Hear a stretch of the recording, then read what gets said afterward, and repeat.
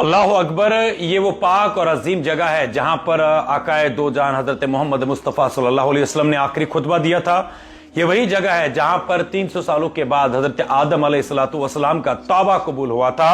और आप और मेरे साथ में मिलकर जो भी ये वीडियो देख रहे हैं, कितने खुशनसीब होंगे वो लोग जिनके नसीब में शायद फिजिकली ये जगह देखना मुनासिब ना हो।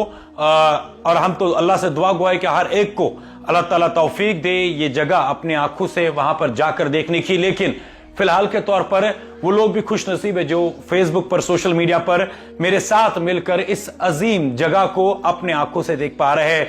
ये वीडियो जरा देखिए और मैं पूरी उम्मीद है कि आप इस वीडियो को ज्यादा से ज्यादा शेयर करेंगे।